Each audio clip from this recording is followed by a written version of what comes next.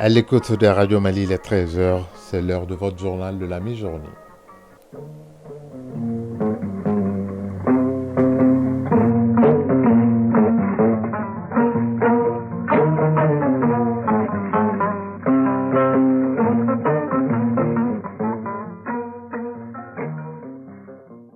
Le journal, Ousmane Daou.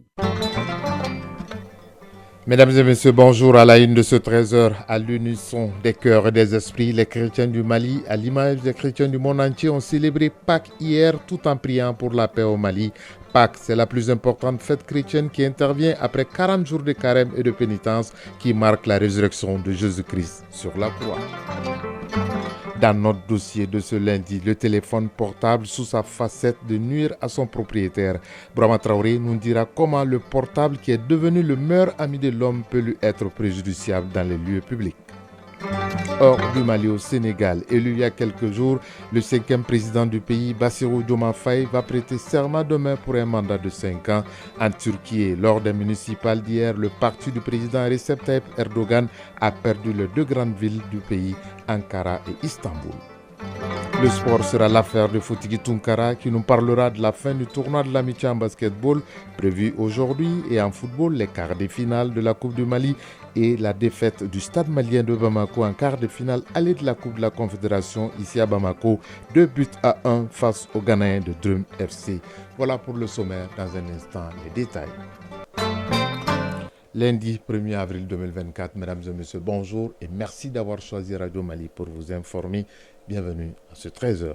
Célébration hier de la fête de Pâques qui sanctionne 40 jours de pénitence et marque la résurrection de Jésus-Christ mort sur la croix. À cette occasion, ils étaient nombreux hier matin, les fidèles, à prendre d'assaut l'école de la cathédrale pour la traditionnelle messe dirigée par le cardinal Jean Zerbo, l'archevêque de Bamako.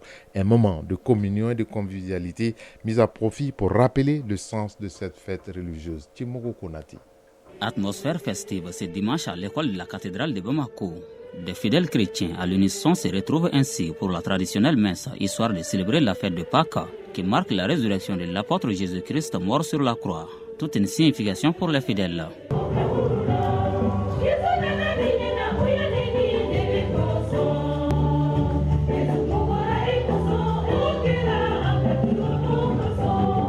Cardinal Jean Zerbo, archevêque de Bamako. C'est un peu le parcours de la vie de Jésus. Il est venu, quand on vient, on ne peut pas prendre à tout le monde. Il a eu des chefs religieux qui sont ligués contre lui et on veut les supprimer. Il a assumé cela, mais il leur a dit, ce que vous allez faire, 3 jours après, moi je reviendrai à la vie. Et c'est ça qu'on célèbre. Cette fête religieuse sanctionne le carême, un moment de pénitence et d'intense prière dont l'observance est l'expression d'une fidélité renouvelée à Jésus-Christ. Elle intervient à un moment où le mois de Ramadan bat son plein pour les fidèles musulmans. Une coïncidence pour un objectif unique, souligne le cardinal, appelant tous et chacun à la tolérance au détriment des comportements contraires à l'orthodoxie. Je souhaite que la coïncidence de ces deux grands événements attire sur notre pays toutes les bénédictions dont nous avons besoin pour que le Mali soit un Mali apaisé, un Mali Koura comme nous le souhaitons. Ce Mali Koura, c'est le cœur nouveau. Ce qui est fait pendant le Ramadan et le Carême nous oriente dans ce sens-là. La fête de Pâques, c'est aussi une occasion privilégiée de présentation des vœux, une tradition à laquelle les fidèles ne font pas dérogation. Mon souhait le plus ardent, c'est que la paix revienne au Burkina Faso, au Mali, au Niger, et que nos populations puissent vivre en toute quiétude. La paix au Mali, la prospérité, oui, le bien-être dans toutes les familles. Et surtout, que la paix du Seigneur soit tous avec nous. Joyeuse fête de Pâques à tout un chacun de nous. Cette étape consacrée à la messe connaissant son épilogue, les fidèles se quittent dans l'espoir de se retrouver dans la plus grande convivialité à d'autres occasions du genre. À Bamako-Koura, à l'église évangélique protestante, le Pâques a été fêté sous le thème « Le triomphe de la résurrection ». La cérémonie a été marquée par la lecture du récit de la résurrection, la chorale, les louanges, le tout qui s'est déroulé dans une très bonne ambiance des fêtes. Fête majeure pour les protestants, les fidèles ont prié pour la nation Mali. Al-Mouzer Al-Kamisa Yatara. La salle était pleine à craquer par des fidèles chrétiens venus célébrer la fête de Pâques à l'église évangélique protestante de Bamako-Koura. Pour l'occasion, personne ne voulait se faire raconter l'événement. Je me sens enthousiaste parce que je suis venue avec ma mère, elles doivent passer le spectacle. Pâques célèbre avant tout la résurrection de Jésus, c'est-à-dire la victoire de la vie sur la mort. Pour les croyants, cette célébration est porteuse de joie et de l'espérance, dit Sali Kaïta Angéline Diakité, fidèle chrétienne. La fête, c'est la résurrection du Fils de Dieu qui a laissé son honneur, sa gloire et sa sainteté pour venir humblement sur la terre, se donner pour que nous soyons sauvés. Les fidèles chrétiens ont assisté à la lecture du récit de la résurrection, les louanges, la chorale et la grande prière. La fête de Pâques est aussi une occasion de faire des bénédictions pour la nation. Pasteur Pierre Daco. Nous demandons à tous les chrétiens de prier et de rendre grâce à Dieu pour le triomphe de la résurrection. Et pendant ces moments de prière, de penser beaucoup à la nation. Bonne fête de Pâques à tous les chrétiens du Mali et du monde. À Mopti, une session extraordinaire du CROCSAD a validé le rapport d'évaluation de performance de 9 communes de la région bénéficiaires du projet PEDREAS. La gouvernance interne, la maîtrise d'ouvrage, la transparence sont entre autres indicateurs de performance des communes retenues. Boubacar Sankaré pour les détails. La commune de Fakala arrive en tête avec 91 points sur 100, suivi des communes de Konna et de Téninkou. C'est ce qui ressort de cette session extraordinaire du comité régional d'orientation, de coordination et de suivi des actions de développement CROCSAD. Il s'agit surtout pour les participants de valider le rapport d'évaluation de la performance des communes bénéficiaires du PEDREAS, le projet de déploiement des ressources de l'État pour l'amélioration des services dans la région de Mopti. Cette évaluation annuelle conduite par la Direction générale des collectivités territoriales vise à inciter les communes à améliorer leurs performances. Colonel-major Abbas Damele, gouverneur de Mopti. Le président CROCSAD vise à créer un cadre d'échange avec les autorités régionales, locales et communales sur les modes opératoires du projet ainsi que les rôles et les responsabilités des différentes parties prenantes dans le cadre du programme général de dotation des performances des communes. Les 9 communes bénéficiaires du PEDREAS dans la commune de Mopti ont été évaluées selon les critères suivants: la gouvernance interne, la maîtrise d'ouvrage, la transparence, la participation citoyenne et la gestion financière. Et ce processus de reconnaissance des bonnes pratiques de gouvernance va susciter aussi une saine émulation entre les communes. Mopti, Boubacar Sankaré et Tchakalia Traoré pour l'ORTM. 13h07, actualité hors de Mali au Sénégal. Bassirou Diomaye Faye, le nouveau président élu, va prêter serment demain pour un mandat de 5 ans. Bassirou Diomaye Faye remplacera le président sortant Macky Sall qui a déjà fait 2 mandats. D'ici là, à Dakar, après le campus pédagogique, ce lundi, le campus social de l'université Cheikh Anta Diop a de nouveau accueilli les étudiants après 9 mois de fermeture due aux émeutes de juin 2023. Municipal en Turquie, l'opposition a remporté hier une large victoire à travers le pays et conservé Istanbul et Ankara, les 2 plus grandes villes du pays. Tard dans la soirée, après le scrutin, le président de Turquie, Recep Tayyip Erdogan, a concédé la défaite de son parti, l'AKP, en déclarant, je cite, « Malheureusement, nous n'avons pas obtenu les résultats que nous souhaitons ». Fin de citation, déclaration faite au siège de son parti à Ankara devant des milliers de partisans. Au Royaume-Uni, le nombre de personnes qui ont tenté de rejoindre illégalement le Royaume-Uni en traversant la Manche a encore augmenté en ce début d'année 2024 avec 5 373 personnes au premier trimestre. C'est 1500 de plus que la même période de l'année dernière. Ces traversées sont particulièrement périlleuses. Déjà, 7 personnes sont mortes sur cette route migratoire depuis le début de l'année. Guerre Hamas-Israël. Après 2 semaines d'opération dans l'hôpital Al-Shifa, l'armée israélienne a quitté ce matin le centre hospitalier. Selon le ministre gazaoui de la Santé, des dizaines de corps ont été découverts à l'intérieur de l'hôpital après le départ des forces israéliennes. Selon l'armée israélienne, il s'agissait d'un raid précis visant des chefs terroristes et des infrastructures. Sahal a déclaré que plus de 500 membres du djihad islamique et du Hamas ont été capturés et quelques 200 ont été tués, dont plusieurs hauts commandants au cours de l'opération. La présidente péruvienne se retrouve en pleine tourmente pour une affaire de montre. Dina Boluarte est sommée par la justice de se présenter vendredi prochain toute une série de montres Rolex qui seraient en sa possession. La présidente péruvienne, arrivée au pouvoir après l'emprisonnement de son prédécesseur Pedro Castillo, est accusée d'enrichissement illicite. Tout commence il y a 2 semaines quand un site d'information péruvien publie une série de photos de Dina Boluarte arborant différentes montres de luxe entre 2021 et 2022 alors qu'elle était ministre. Le parquet général a alors ouvert une enquête préliminaire pour suspicion d'enrichissement illicite. Mais Dina Boluarte, la présidente péruvienne, affirme avoir les mains propres et une seule montre et ne se rend pas aux convocations de la justice. Déjà 2 perquisitions ont été menées à son domicile et au palais présidentiel. La preuve d'achat d'une Rolex est trouvée, mais pas de montre de luxe, affirme le ministère public. 13h10, retour au pays pour parler de notre dossier de tous les lundis consacré au téléphone. Il est devenu inséparable de l'homme. Le téléphone portable reste un puissant outil de communication et de rapprochement des individus.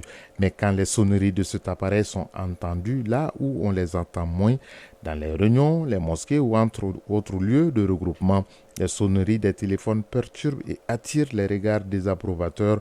Malgré les affiches et les rappels, la pratique semble s'enraciner durablement. Le grand format de ce lundi en rediffusion s'intéresse à ces sonneries. Difficile de rester insensible en les entendant. Il est signé Brahma Traoré. Qu'elles soient musicales, des versets du Saint-Coran ou autres mélodies, les sonneries des téléphones sont diverses et variées. Sans nul doute, le portable, comme on le dit, est devenu aujourd'hui un fidèle compagnon de l'homme en tout lieu et en toutes circonstances. Un moyen de communication qu'apprécie Moussa Sanogo, qui semble partager un constat plus ou moins général. C'est devenu un moyen de distraction pour certains. Donc, on est trop familiarisé au téléphone. Partout où on passe, on a le téléphone en poche. Donc, certains oublient lors des réunions, des rencontres, même dans les mosquées. Certains oublient d'éteindre les téléphones. Ça crée des problèmes, des perturbations. Pour la prière, ça crée des perturbations. Ça déconcentre. Le téléphone portable sonne donc à des moments graves et en des lieux où l'on ne devait pas l'entendre, notamment dans la mosquée. Pourtant, à l'entrée de cet édifice de culte ou sur les murs, un écriteau invite à éteindre le téléphone pour ne pas perturber la méditation des fidèles. Mohamed Nimaga en est une victime. Quand j'étais en pleine prière, la sonnerie d'un téléphone m'a déstabilisé en quelque sorte 5 secondes. Mais ça m'a déstabilisé, effectivement. Ce constat écœurant, Suleiman Dia en a fait également. Pour ces fidèles musulmans, difficile de se concentrer lors des prières à la mosquée, tant les sonneries téléphoniques sont devenues incessantes et perturbantes. Ça, c'est le quotidien de tous les jours. Raison pour laquelle, pour des campagnes de sensibilisation, on nous montre des affiches dans les mosquées. On voit sur les affiches de mettre des croix sur le téléphone. Même si on ne met pas ça obligatoirement, quand on te dit la foi seulement, c'est le respect d'autrui. Quand un petit appareil met grand par sa portée communicationnelle, suscite la colère et l'incompréhension des fidèles en pleine méditation. Ainsi peut-on résumer les sentiments de Abdul Majid Cham. Souvent au moment des prières, malgré que l'imam dit avant la prière, éteignez vos téléphones, il y a des gens qui laissent les téléphones. Souvent même dans des cérémonies de décès.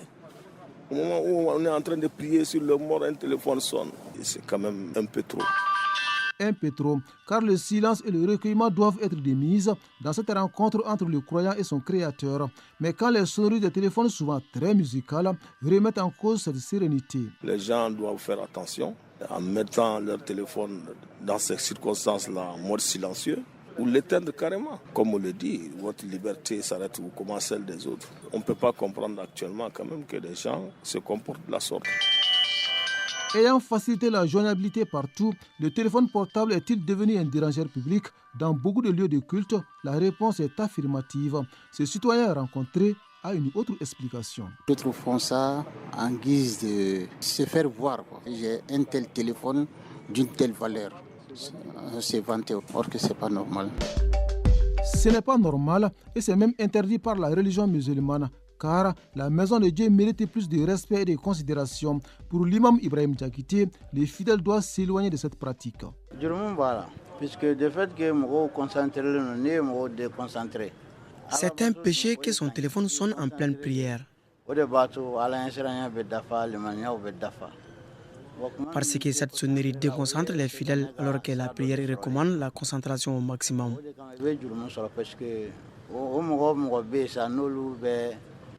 Il est donc interdit de laisser son téléphone sonner pendant la prière. Malgré les affiches et les rappels des imams, les sonneries de téléphone retentissent toujours pendant les prières. De quoi révolter l'imam Mohamed Kouma qui appelle à s'y ressaisir. Surtout sur le téléphone, il faut sonner quand il est Quand la sonnerie est une musique, l'auteur commet un double péché. Il déconcentre les fidèles et joue la musique qui est interdite dans la maison de Dieu.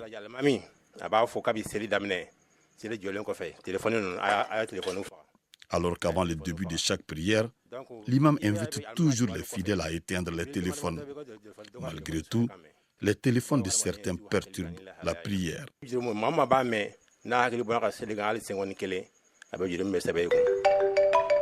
Si les sonneries de téléphone perturbent de plus en plus les prières, elles impactent plus les cérémonies funéraires et administratives. On n'hésite pas à décrocher et à répondre à un appel téléphonique en pleine réunion. Constat et recommandations de Khadija Touré, entrepreneur. Je pense que ça, c'est pas bon. Si vous avez une réunion importante, il vaut mieux d'éteindre le téléphone. Peut-être vous serez concentré dans votre réunion. Bien qu'il demeure un précieux outil de rapprochement des individus, le téléphone portable gagnerait plus à moins sonner pendant les prières ou les réunions afin que son propriétaire ne soit pas regardé du coin de l'œil.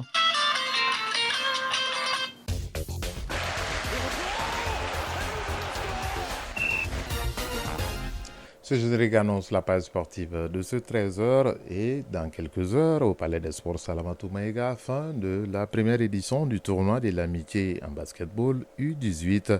Pendant ce temps, en Coupe du Mali, les yeux seront rivés vers le stade du 26 mars où on va jouer le troisième quart de finale entre l'AS Real de Bamako et l'AS Bakaridjan de Baraouli. Le dernier quart de finale va opposer le stade malien de Bamako et l'association sportive de Korofina. Ce quart de finale a été reporté à cause du match en Coupe de la Confédération du stade malien de Bamako qui a d'ailleurs perdu cette manche allée en Coupe de la Confédération hier ici au stade du 26 mars, 2-1 face aux Ghanéens de Dream FC. Le point de l'actualité sportive, c'est avec Fotiki Tunkara. Coupe de la Confédération, le stade malais de Bamako trébuche. En match aller comptant pour les quarts de finale, les trois Caïmans de Bamako se sont inclinés hier 2-1 devant Dreams FC du Ghana. Pourtant, ce sont les Blancs de Bamako qui avaient ouvert le score à la 54e minute de jeu par le défenseur central Yoro Djabi. Les Ghanéens obtiennent l'égalisation à la 66e minute de jeu par le capitaine de formation John Doku, auteur d'un doublé avec le but de la victoire à la 73e minute de jeu sur penalty après visionnage vidéo. Mené au score, le stade se fera réduire à 10 avec l'expulsion de son milieu de terrain Fadi Esclou. Là aussi, après recours à la vidéo. Mauvaise opération donc pour le stade malais de Bamako, mais qui ne perd cependant pas l'espoir pour la qualification au match retour. Pour plus de détails, je vous propose d'écouter son entraîneur, Mamtou Kane Mourle, au micro de notre reporter, Mohamed Namaketa. En premier mi-temps, ils ont essayé de monopoliser le ballon, nous avons essayé de faire des pressings sur eux pour qu'on puisse récupérer le ballon. Nous avons récupéré pas mal de balles, mais ils arrivaient de quelquefois à sortir avec le ballon. Même avec tout ça, là, en premier mi-temps, on pouvait scorer, mais on n'a pas pu scorer. En deuxième mi-temps, deuxième mi-temps, on marque un premier but. Par une intention, un coup franc est arrivé, ils sont arrêtés, ils ont joué rapidement, ça nous a coûté l'égalisation. Et le deuxième but également, c'est une faute de perte de balle. Je pense que moi, je suis très fier de ces enfants-là aujourd'hui. Ils ont donné tout ce qu'ils peuvent donner. Et finalement, même 2-1, ils ont essayé de pousser, mais les muscles ne répondaient pas, ils ne pouvaient pas, parce que là, il fallait comprendre ça également, je dis. Mais c'est un bon match. Je félicite l'équipe ghanéenne qui ont gagné le match. De toute façon, le stade va rester stade. On va préparer le match retour. Dans le football, tout est possible. Tout est possible. Je crois à mes forces, je crois en moi et je crois à mon équipe. Je suis sûr et certain qu'on va faire un très bon match retour. Venu faire un résultat à Bamako, Dreams FC a parfaitement réussi son coup. Je vous propose d'écouter son entraîneur, Abdul Karim Zito, au micro de notre reporter, Mohamed Namaketa.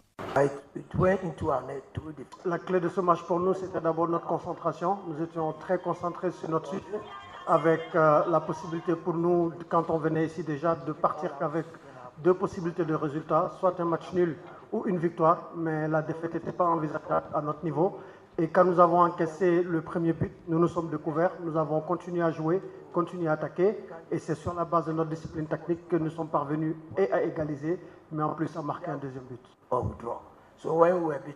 Tout comme Dreams FC, Zamalek d'Égypte a également fait une bonne affaire en s'imposant 2-1 devant Futur FC dans le duel 100% égyptien. Autre résultat de ces quarts de finale aller, River United du Nigeria a gagné 1-0 contre l'USM d'Alger. Abou Salim de la Libye et la Renaissance sportive de Berkane ont fait match nul 0-0. Les matchs retour sont prévus ce dimanche 7 avril. Coupe du Mali de football, au compte des quarts de finale, l'AS Real de Bamako affronte l'AS Bakardian de Barawili cet après-midi au stade du 26 mars de Rimadio à partir de 16h.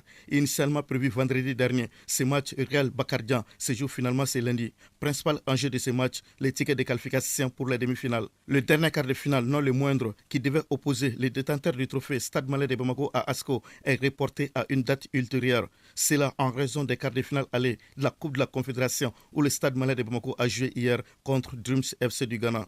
Les Djolba AC et Afrique Foot Elite ont déjà validé leur billet pour les demi-finales. Pour rappel, en quart de finale, les Rouges ont éliminé l'US Bogoni, dominé par le score de 4-0, afin à écarter l'USFAS, battu 1-0. Balle au panier à présent, les rideaux tombent ce lundi sur le tournoi international de l'amitié de basketball U18 qui connaîtra son épilogue avec les finales filles et garçons. Une double confrontation Mali-Tunisie au Palais des Sports Salamatou Maïga. En première heure à 17h, les filles du Mali affrontent leurs homologues de la Tunisie. Puis à 19h, les garçons du Mali jouent contre leurs homologues de la Tunisie. En demi-finale disputée hier chez les garçons, le Mali a battu la Guinée-Conakry par 92-70. La Tunisie, de son côté, a dominé le Sénégal 67-55.